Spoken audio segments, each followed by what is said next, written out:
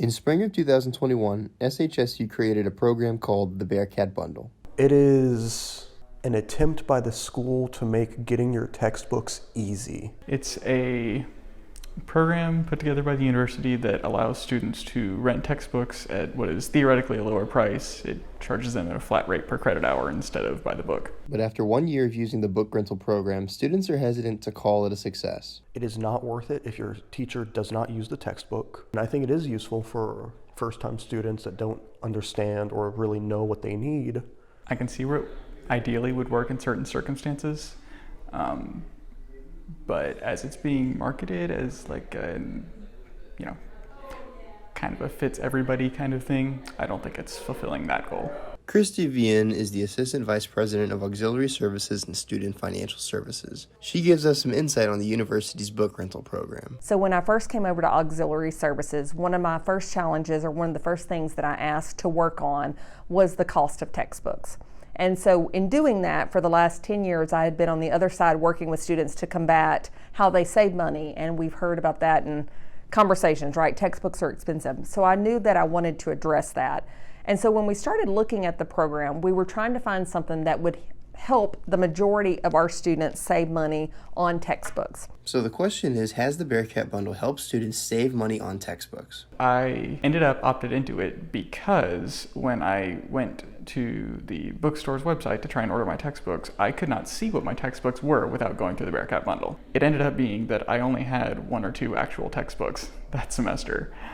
And so I got charged a higher rate than I would have if I had just gone and rented the textbooks. So the way it would work is we would want the students to be able to go out there and say, like, what is the cost differential, right? If I've got one book that's a $200 book for a certain discipline, even if another book only has a $20 book, right, from averaging standpoint, the program is still better. But that is where we want students to be informed. But I'm also not content with $23.75. We are actively working to try to continue to reduce that price so we can continue to make sure that that price point is reasonable. History professor Jeff Littlejohn gives his opinion on the controversial issue. I think it's an economic response by the companies to raise money, yes.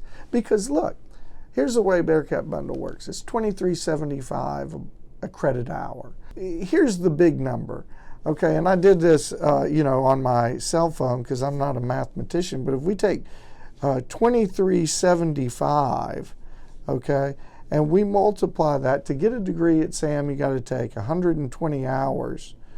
You're paying $2,850 to rent textbooks, none of which you own. One of the most common complaints is that the university automatically opts its students into the program. They've done a good job lately of making the opt-out process more transparent. I personally think it should be opt-out by default. If on the first day of class, 5,000 students opted in, we wouldn't necessarily have those textbooks sitting there, right? We have to be able to buy in large quantities in order to get the price. And to do that, we are literally ordering books now for summer and fall. If we let students opt in, we couldn't automatically guarantee we could get those books in time or at the price point. So number one question we get, I understand why it comes up, but I also want to make sure students are educated as to why the model is built the way it is. It's very frustrating to me to see our students forcibly opted in and then required to opt out every semester. You can't do it once, you have to do it every semester. You miss the deadline. Students are working. They're taking classes. They're dealing with family issues. They own cars. They've got to get parking permits. There's a lot going on. Evan Williams, Bearkat Student Media.